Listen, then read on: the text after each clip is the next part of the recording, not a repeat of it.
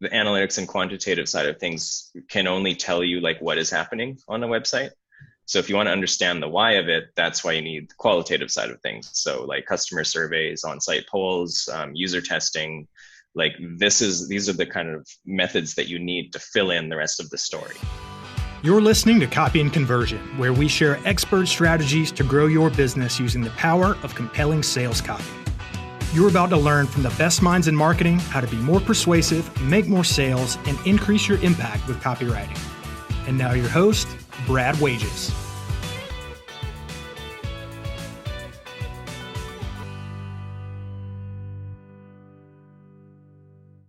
Today, I'm talking with Ryan Thomas. Ryan is a senior strategist at Peplaya's CXL Agency, where he helps e-commerce, lead gen, and SaaS companies grow through conversion research and experimentation. So Ryan is very much in the trenches and on the cutting edge of conversion optimization, and I'm super excited to have him on the show today. Ryan, how's it going, man? All good. Yeah. Thanks for having me. Definitely excited to, talk about CRO. It's a really interesting topic, and I've always enjoyed just chatting with it about people and, teaching people what I know, because there's so many people in the industry that helped me along the way. And it seems in general an industry where people are really willing to share their experience and to kind of be really open and transparent about the process and everything that's involved. Awesome. Yeah, definitely excited to learn more about what you do and kind of your story. So maybe that's a good place to start, Ryan. Tell me a little bit about your background and how you got into CRO in the first place. Sure. Yeah. So my background is kind of a mix of, computer science, programming, development kind of stuff, and then the business and marketing side of things.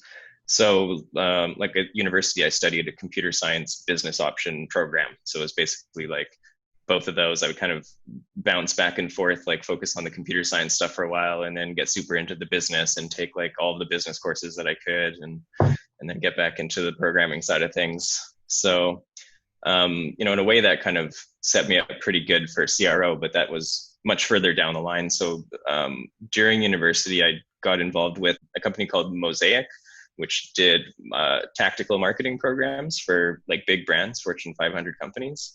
Okay. So mostly I was working for beer companies, actually. So Budweiser, Bud Light was one of the main brands that I worked for, and also some lesser known Canadian ones Kokanee was a big one, and Labatt. Yeah.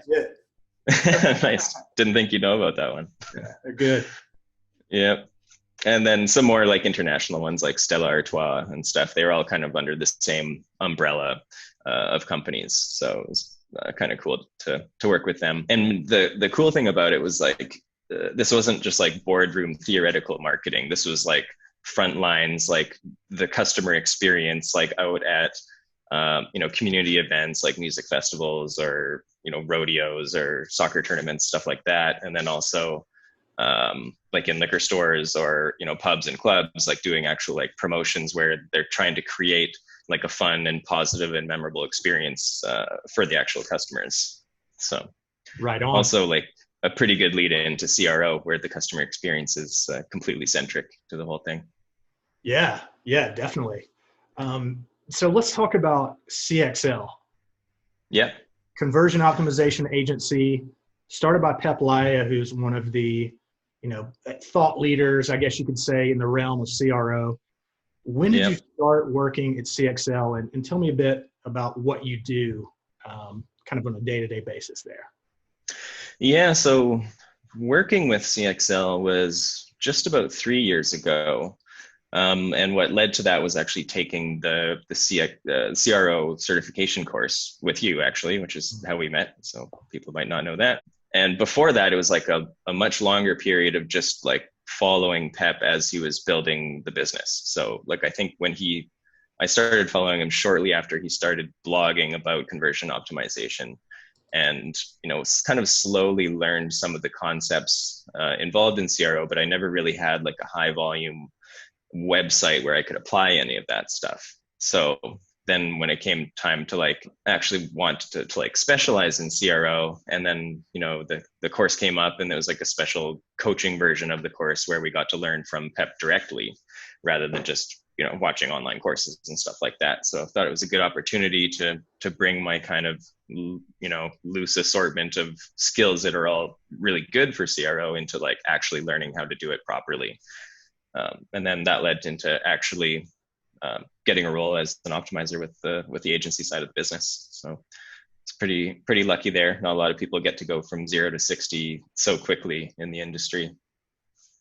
It's a pretty good payoff for joining a course. Yeah. If you look at the ROI, I think the course was, I don't know, in Canadian dollars, like $2,500 or something like that. So compare that to the annual salary of a full-time optimizer. It's a pretty big multiple. Yeah, there you go. Congrats, man. Yeah. So, Ryan, what kind of projects do you work on? Is there a particular kind of business or vertical that you work with at CXL? Sort of. I guess yes and no. So like basically the concepts that we try to like apply are like scientifically backed processes and research and that sort of thing. So in that sense, it's really portable to different industries and verticals and stuff. So there isn't that much of a need to specialize. And so I haven't very much in that sense. So it's been a lot, like a pretty good mix of e-commerce businesses, software as a service, online learning, and just kind of more straight lead gen for, more expensive products and stuff like that. But because of my technical background with web development and stuff like that, I've kind of just had a bit of a niche working on more technical projects. So just like in this example, Code Academy, which a lot of people are familiar with, is pretty big brand and like really interesting project that we worked with for, I don't know, almost 2 years or year and a half or something like that. So the things that had more to do with technical topics, then I would tend to get put on those projects just because of that, my background. So before we go any further, Ryan, let's kind of define what CRO is, because I feel like there's a lot of people who talk about CRO in different ways, and there's slightly different perspectives and definitions of what it entails. So from your perspective, what does CRO actually mean? How would you define it? Yeah, I mean, the obvious definition is just, the term itself, conversion rate optimization. So, making changes to a website in sort of like a scientific way to maximize conversion rate. But I think that term is even a bit outdated, and this kind of ties into like, where the industry is going and stuff like that. But I think it's become less of such a niche thing where you have just like this kind of solitary focus on incrementing one metric. Make a tweak and we want to get more transactions, or we want to get more people filling out the lead form. So it's, as the discipline and the industry is maturing, the definition I think is broadening more into like general experimentation. So it's still focused on like on-site optimization, like where we don't really get involved with looking at, the ads, SEO, or, so it's narrowly focused in that sense, but it's more encompassing the whole process, like the whole user experience going through the various, buying stages on the website, and then even to post-conversion. So coming back to like, what's the definition of CRO? I would say it's like on-site experimentation using like properly designed experiments that are properly planned out using statistical methods, just, the same methods that are used elsewhere in scientific research, in order to create measurable improvements in the website performance. Okay. What are some common misunderstandings you've seen out there that people have about CRO? Going back to that kind of different perspectives that people have. Some people, it's kind of hazy what CRO stands for. So what are some of the misunderstandings you've seen that are common? Yeah, I think there's still a lot of them. I think maybe the most popular one is that, sort of related to even just the definition being so tightly focused, is that we're just focused on making these tiny little changes, like trying 50 different button colors, like I think it was an Amazon experiment where they did that. that it's like just making these tiny little tweaks, or like meek tweaks, as they say, to try and like get people to convert, or using kind of like manipulation and dark patterns to try and trick people into converting. So it's, properly done experimentation is like, the incentives should be well aligned as kind of like a bridge between the business incentives and customers' incentives. So like, one of the best ways to improve the website's performance is to make it a better experience for the customers, to make it easier and, more fun or whatever for them to do what they already want to do, and avoid, things like tricking them, and get the friction out of the way and stuff like that. So right. Yeah, that would be kind of like the two main ones, I think. Okay.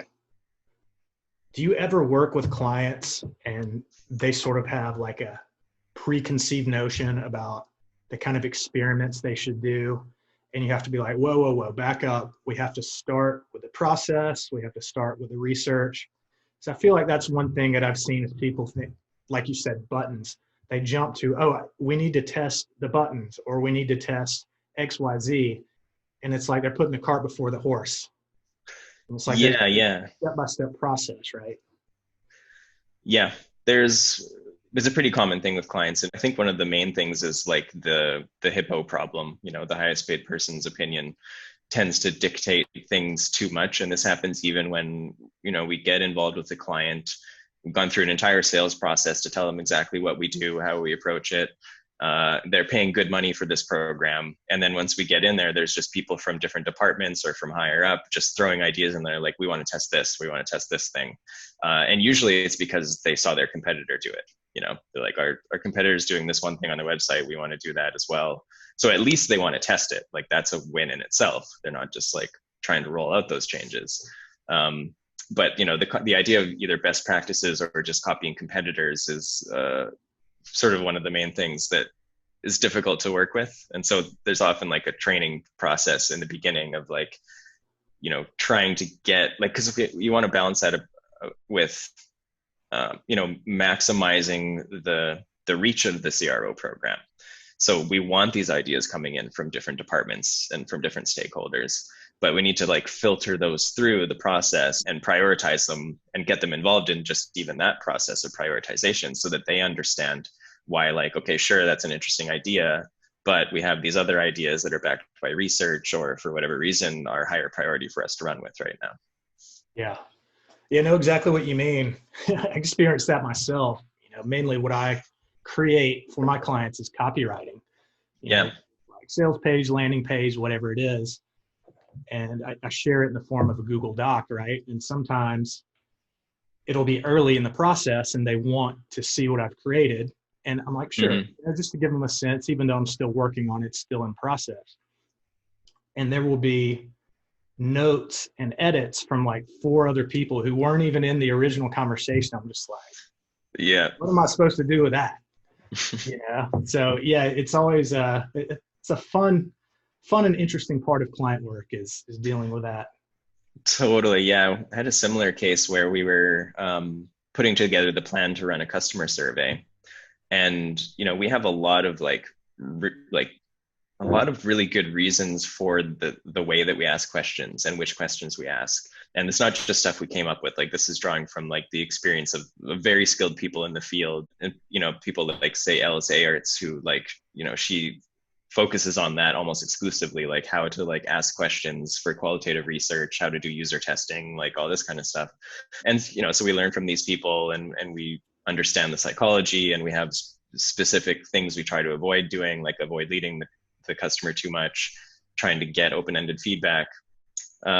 And so we put together our survey document, and then random people that we've never even heard of in the company are making suggestions like, oh, you should change this to this question. And in some cases they probably know what they're doing. Maybe they are actually UX researcher and stuff, but they're still detached from the process of like our goals, the thought process that went into crafting those questions in the first place. And then we're just in a Google Doc comment thread trying to explain, well, actually we want to do this, and to somebody you've never even met.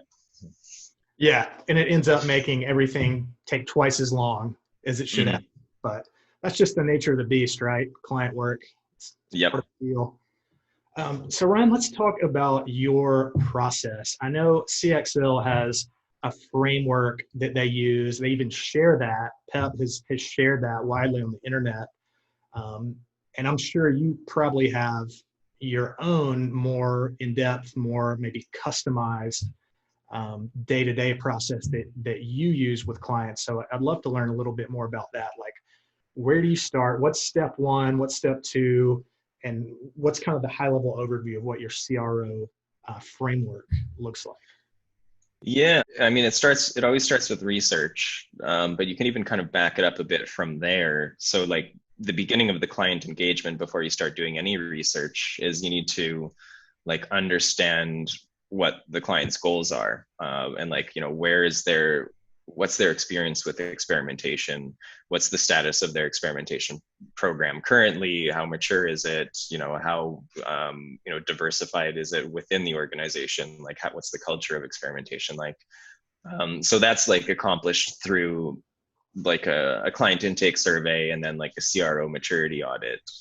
And so those are kind of the things that we take into account in advance just to even figure out how to structure the program. Like, should we do just research for this company, or is it like research and redesign some pages, or traffic to do experimentation? So there's like important work to be done. You can't just assume that you can jump into research and testing.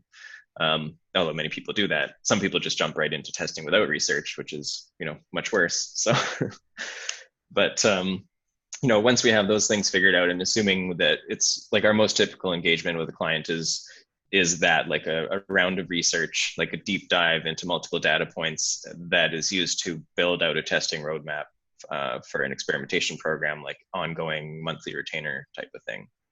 The research itself is what the CXL has published the framework for. They call it Research Excel, and it's basically like this molecule with a bunch of different branches on it that represent the different research methods and data sources that we pull together in order to get like sort of a unified list of insights. And So that process. what are some of those sources?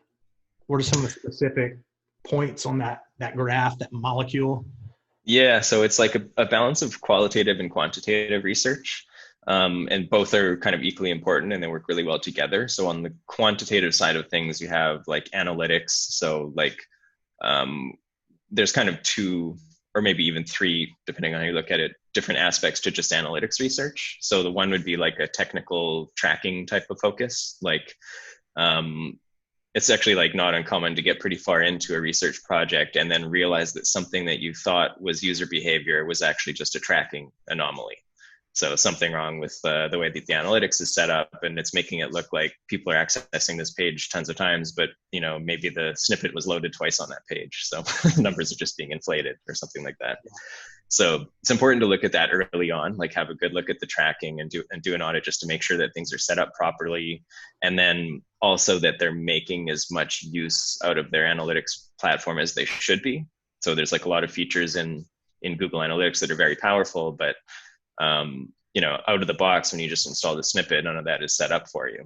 So that's kind of like phase one analytics is tracking technical issues.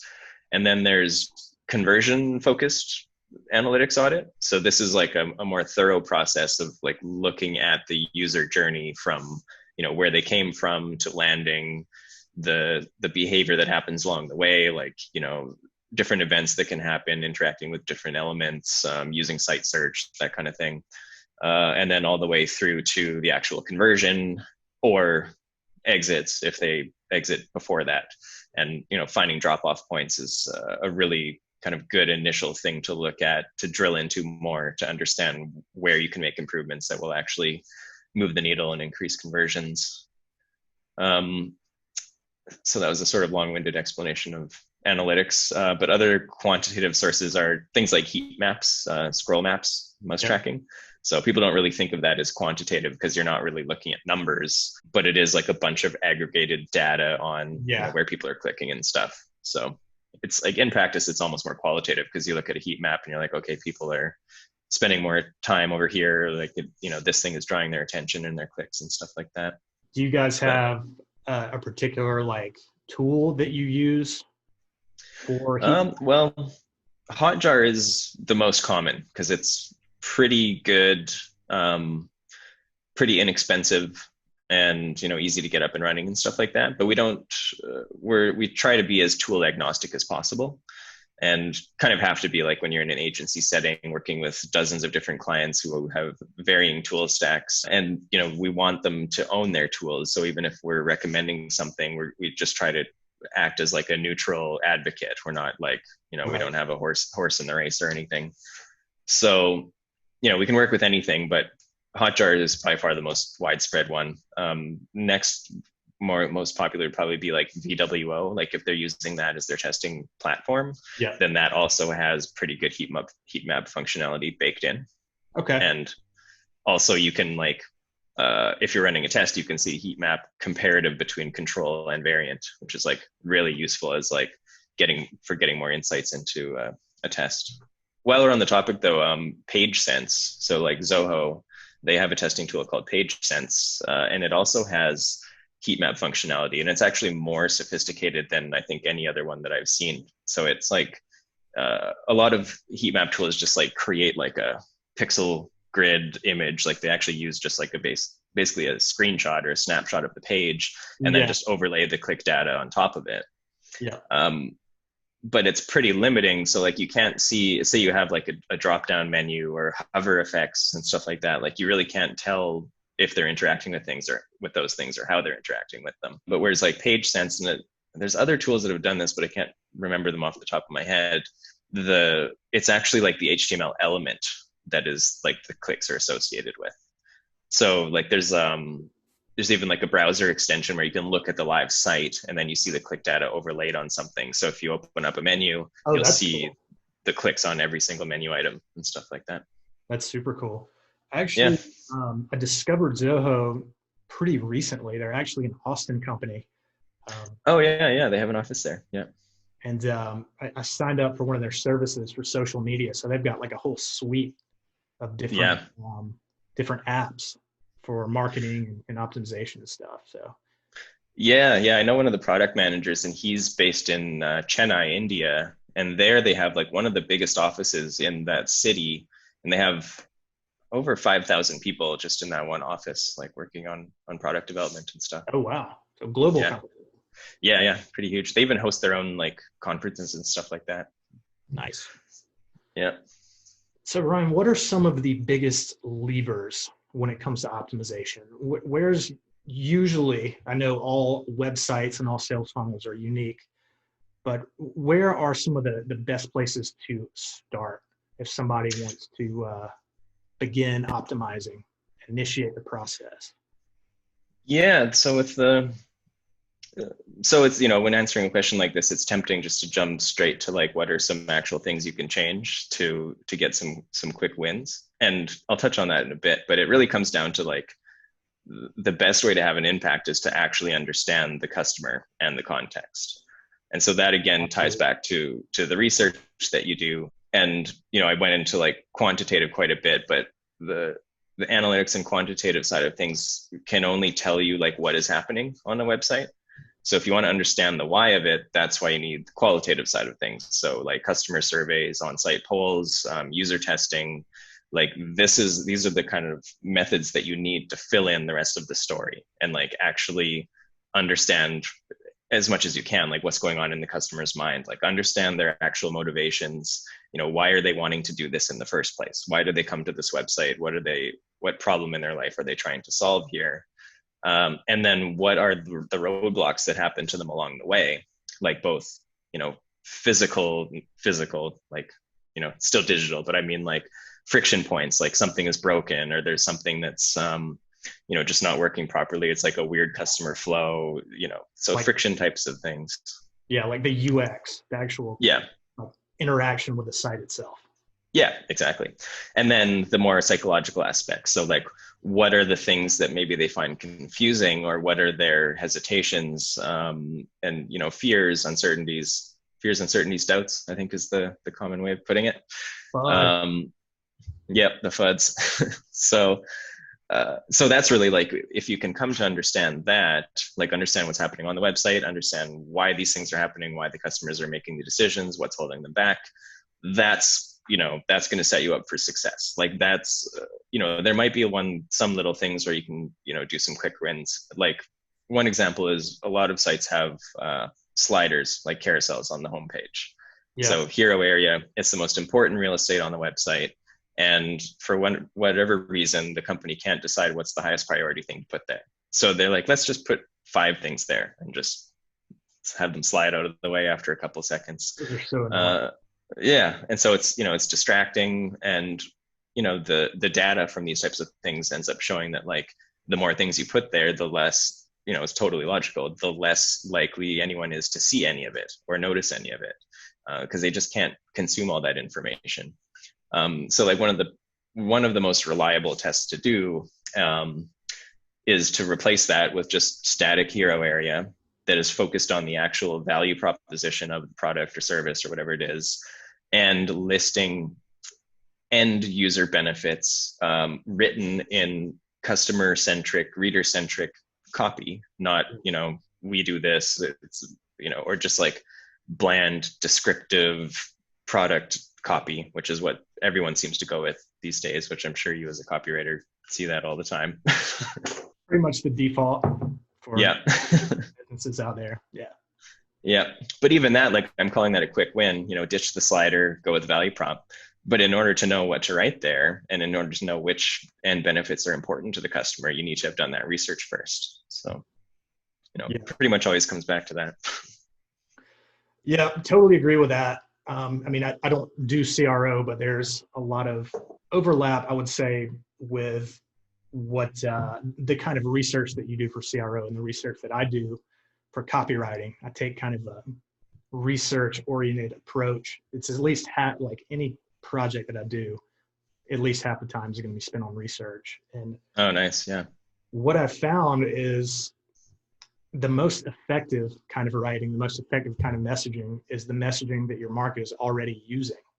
So you're not having to invent creative prose, creative words, to show some kind of like skill or verb as a writer. It's like you're echoing back what the people are already saying. Because if you can find the places where they're having the conversations already on the internet, places like forums and testimonials, surveys like you guys do. Yeah. As long as you can find where those conversations are happening, you can see like how they feel about their product or their problems and their challenges and the solutions that are out there. So yeah, just like you're saying, it's about mirroring, echoing what the market's already saying, and not so much inventing copy and messaging out of the ether. Yeah, exactly. A lot of, I don't know, maybe novice copywriters, or maybe that's not fair, but it seems like a lot of copywriters are trying to focus too much on being like witty or, clever and stuff like that. But yeah, like you said, like find out the words that the customers actually use to describe their problem or to describe the solution. And it's like they're giving you the answer. And that's one of the reasons that we look for open-ended feedback when we're doing customer surveys, because then we can get, not just voice of the customer to figure out what they will say without having to choose from a list of options, but, what words do they actually use? And yeah, super powerful. Yeah. I think this is a distinction that I think I kind of make these days that I've recently kind of realized or discovered myself, is that sort of transparent mirroring type language that you use, that you find through surveys and things like that. You want to use that absolutely on the front end. And that is like kind of the focus of the front end, like a landing page or a web page. But then on like the back end, so to speak, the back end, more like email marketing, you can sort of get more creative. You can get more like, storytelling, and you can kind of have fun with it more. And you still want to hit on the themes, right, that people talk about in those kind of conversations. But you can get more creative with it in like email marketing or social media. But the front facing stuff like a web page, That's where you want to have that kind of transparent copy that is pulled directly from research, from Yeah. surveys, from online forums and things like that. That's what I've found. That's kind of how I see things more these days. Yeah, makes sense. Totally. Yeah, and it's like in a more like emails or more long form copy, like you have, this is kind of a challenge everywhere, but you also need the reader engagement, which, you can't just like, you know, dispassionately list a few of the words they said. Like, you need to also like, this is a person, they have an attention span, they have, interests and stuff. So there's, obviously a lot more to it, but yeah. Yeah, but that's definitely the foundation is that research. Mm-hmm. So Ryan, when it comes to the type of person that is good at CRO or is inclined to become a CRO specialist, are there certain kinds of skill sets or mindsets that those kind of people have? Yeah, I wouldn't say that there's just one. I've seen and worked with people from like lots of different backgrounds who are very good optimizers. I say like the two categories of those are like one sort of like technical side of things, which is me mostly. I like to think I have diverse skill sets as well, but I come from a technical background. I'm quite familiar with web development and the technologies that create the web, so I understand how websites are built, paired with enough knowledge of like the other side of things, which I'll call, say, like psychology, more like UX and even design kind of skill set. So I think like no matter which one you're in, you need some of the other one. But I've seen like people do really well who are from both of those kind of backgrounds. Um, and a lot of it is, I mean, either way, you need to like also have sort of an analytical mindset. And this is like, shifting more into the mindset question rather than the skill set question. But it can be a skill that you develop as well, especially like say the statistics, like you can't separate out optimization from statistics, and you don't have to be like a PhD in stats to be good at optimization. Like you just need to know enough. Like you need to kind of know the basic statistical parameters, what they mean, how to interpret them. But that's something you can even just build as you go. You don't need to like already be super good at that. But yeah, in terms of like mindset, I'd say one of the biggest things is being able to put your own kind of biases and preconceptions aside and look at what the actual research and data are telling you, even if it goes completely against what you expected. Mm-hmm. You should be happy to be shown to be wrong, because like either way, if an Yeah. experiment wins or loses, there's important learnings there, and you're learning the customer's mindset and the context of the business and how all these kind of factors relate to each other. And it can be like, I can work with clients for months and months, and then I'll just like sit down and think about it for a bit and then get to an even deeper level of understanding. Like so it's kind of important not to just be going through the motions, because what's really important to be good at it is actually understanding what's going on, like the website, the customer, the business. And Yeah. like, so that can, that you can keep getting more and more of that as you go. So being able to have the mindset to be prepared for that is really important. Yeah. 100%. Uh, It's like the scientific method. yeah, exactly. And then also there's another sort of facet to it, which is like not related to the doing of the optimization itself, but it's like the soft skills around working with people in different contexts. So like communication, transparency, accountability, those kinds of things.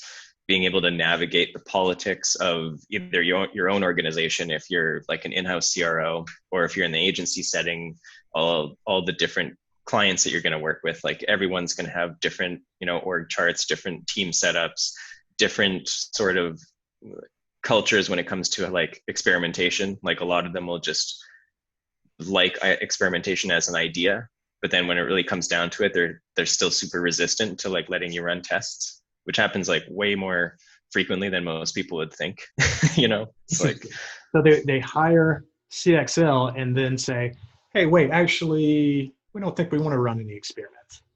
Yeah, exactly. Sometimes it's literally like it takes a long time even to get anything off the ground. And I would say like if I had to pinpoint it, the one is like kind of the management or executive level people just switching directions, wanting to try out something new, and dictating the flow too much and not giving the point person like we always have like a point of contact who's basically the project manager on the client side. So the most successful programs are when that person is empowered to like make the call of like, yeah, we can run this experiment or not or whatever, not like they're just an interface for a committee that's ill-defined and Yeah, you have to get signed off by four people every time. yeah.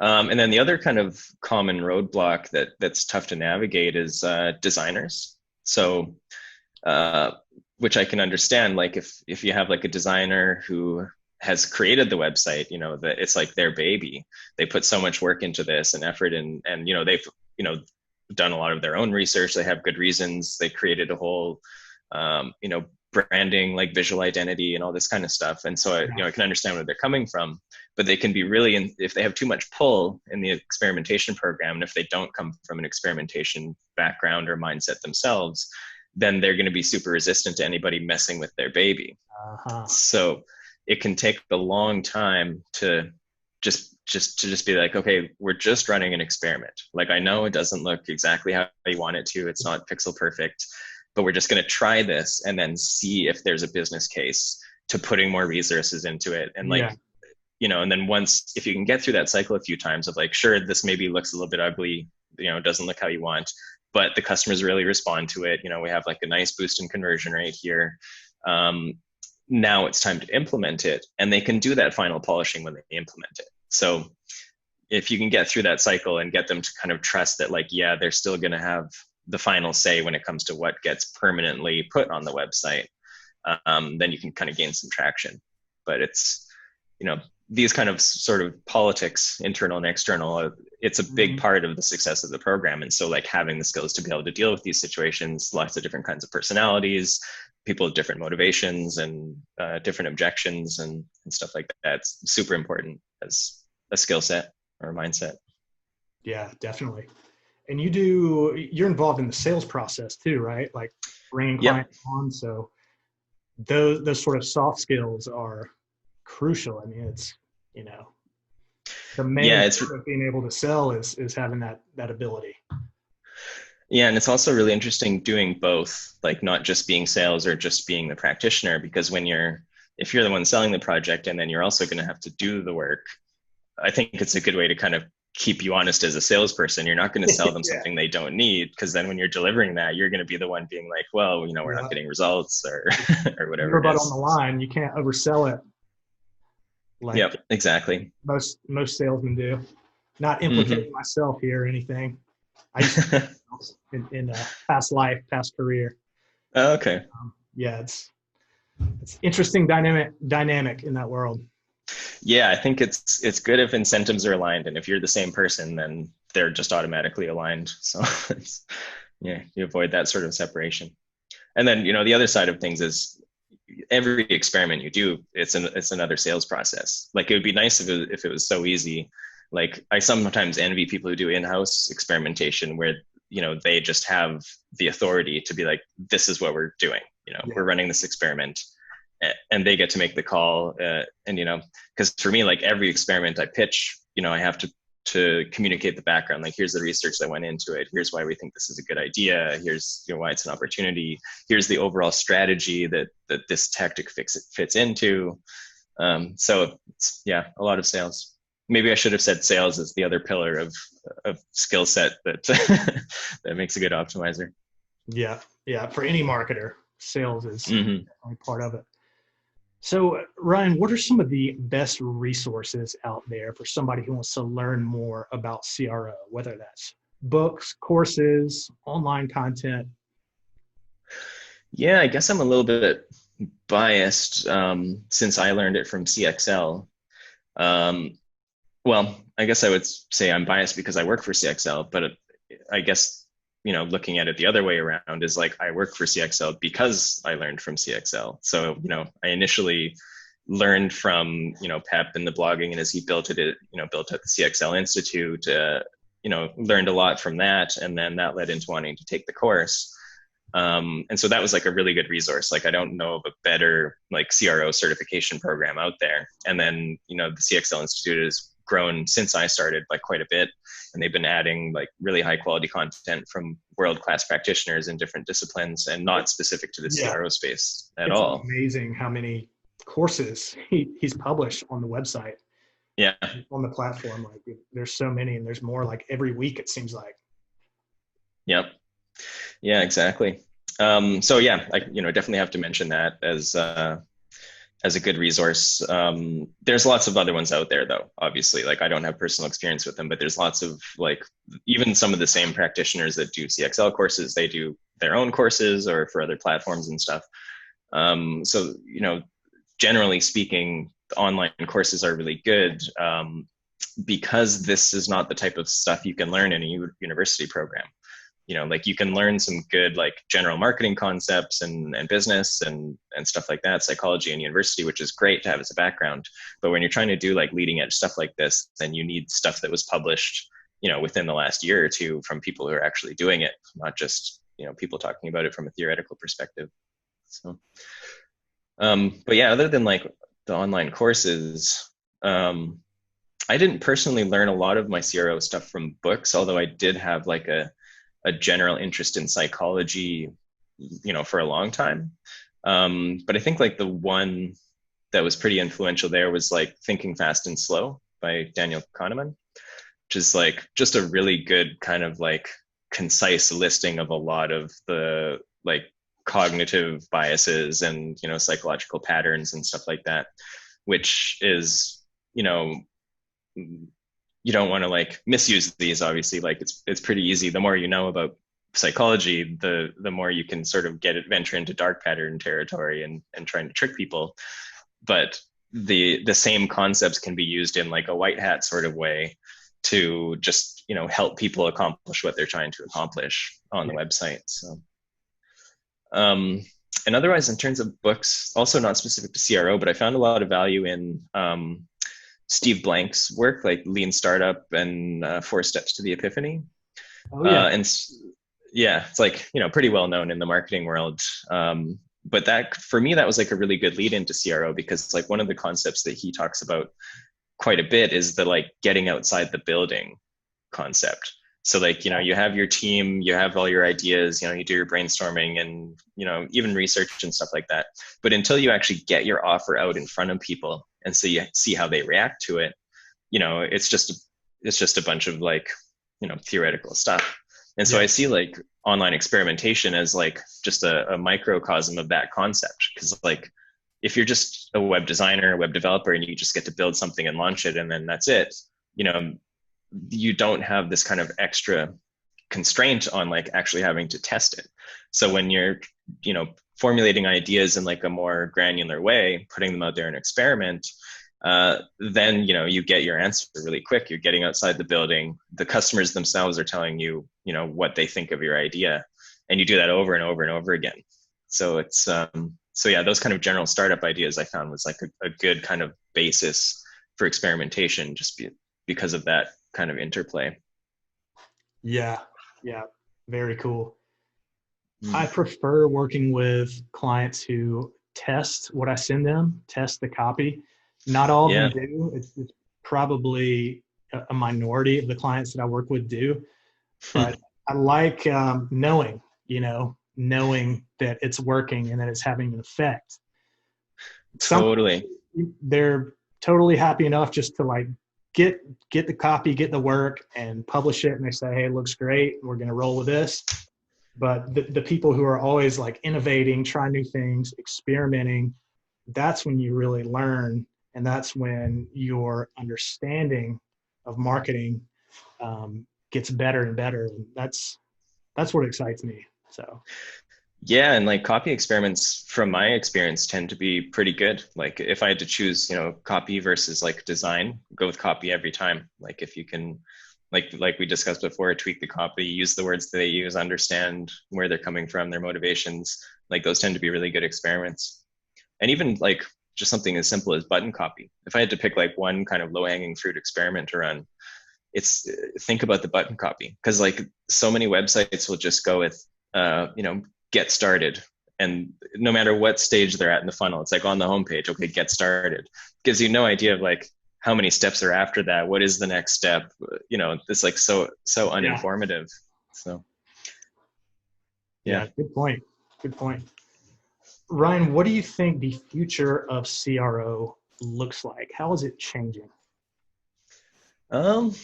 Yeah, I think it's definitely maturing. So like even in the few years that I've been actively involved in CRO, it's gotten a lot more well known. Like it's not just such like a niche thing that hardly anybody knows about. So it's gaining more like widespread awareness and acceptance as an important part of the marketing process. It's becoming more integrated into the business's marketing growth teams as a whole. It's not so much like there's a CRO doing the experimentation and everybody else is doing their thing. It's more like experimentation is part of the normal risk management process of like, hey, we have a new feature we want to launch or this change we want to do. Let's put this into experiment, gauge the effect, and then circle back as a feedback loop. So I think that's like a really positive thing that's been getting more and more prevalent in like the clients that I work with and elsewhere. Otherwise, I think it's evolving so it's like I alluded to earlier, it's not just like let's focus on just the conversion rate.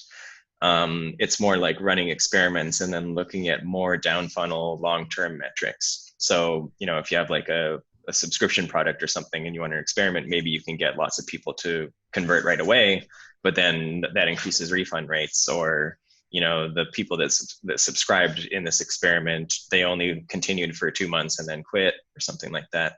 So the more you can fill out the picture when it comes to the metrics that you're analyzing, the more effective you can be as an optimizer. And so I see a lot more of that. And there's even like Microsoft launched their EXP platform, which looks at like hundreds of metrics. So like they just take it to a whole other level when it comes to like not being focused on one thing. I mean, the opposite side of that is like you need to know what's the most important metric, because otherwise you just get bogged down in this like endless debate of like, well, we increased this, but this went down, and is that good, and stuff like that. You lose the signal for the overwhelming amount of data. Yeah, exactly. Yeah, and like I've seen that especially if in say like subscription products with like a freemium type of model where it's like, okay, we can get more signups, but fewer of the signups converted into paid or converted into a trial, and then more of the people who did the trial actually converted into paid or something like that. So it happens like quite a bit actually, where it's like one thing goes up, the other thing goes down, the other thing goes up. And sure, the one thing is the dollars, but getting more free signups increases the people that you can remarket it to. And so it gets pretty complex. So it's good to invest a lot of thought in that upfront, basically. And otherwise, like trends in CRO, it's kind of hard to leave out the AI side of things. So there's a lot more like tools out there that incorporate AI, that use machine learning to run experiments and stuff like that. Like there's entire platforms where you just plug in like MVT, like multivariate testing. You plug in a whole bunch of variables. Let's try these different layouts combined with these different value props and these buttons or whatever, and then just let the AI kind of sort it out and try out a bunch of different combinations and just shift traffic towards creates variations and runs traffic to them. Yeah, exactly. Which and I don't see it as like as valuable as a lot of people do. I think it seems to me that a lot of the AI tools are kind of like shiny new toys for the executives to get excited about and throw some money at. But when it really comes down to it, like you need the learnings. And even if you think of like in an AI thing where it's trying so many different combinations, it might be making decisions off of just like a handful of conversions and deciding, well, this one did better, let's shift more traffic to it. But if you actually package some of these things together as a proper experiment that you ran its whole course, then a lot of those fluctuations will kind of even out, or trends can reverse. So I'm going the wrong way. That's a good point. You're going to miss out on that level of insight and understanding, like the why. Okay. Yeah. this worked, this converted better, but what was the hypothesis? What was the reason behind it? Mm-hmm. And if you just outsource it to, computer system, then you're never going to have that level of insight. Yeah, and a lot of them are even just designed that way, that there isn't like an experiment that you run and then finish and then learn from. Like their idea is like you just plug in these factors and it'll just keep trying things and you just leave it running. Like it's, so I think there's a place for that. I think it's most valuable in the context of, like finding the local maxima rather than so like I would focus on like a human process of like actual research and experimentation to find the kind of like macro changes that you can make. And then when you want to just like get the last little bit out of it, then plug in a few more variations into the AI system and just let it run to see, do that final kind of level of optimization. Yeah. But yeah, I don't see it replacing what I do anytime soon. Yeah. Cool. Ryan, that's all the questions that I had for you. Enjoyed talking with you. Learned a lot, man. Is there anywhere that people can go to connect with you, to learn more about what it is that you do? Yeah, I'm basically just LinkedIn. Yeah, just find me on LinkedIn. I'm always happy to chat about CRO stuff or digital marketing in general. I don't really have like a personal website set up at the moment, so that's kind of where I'm most active. Okay, sounds good. Thanks again. Enjoyed it. And hey, I'll talk to you soon, Ryan. Take care. Sounds good. Thanks for having me. All right. You've been listening to Copy and Conversion with me, Brad Wages. If you enjoyed the show and want to hear more, you can subscribe via iTunes, Spotify, or wherever you prefer to listen. For show notes and a transcript of this episode, you can find those and more at bradwages.com. Thanks for tuning in, and I'll see you next time.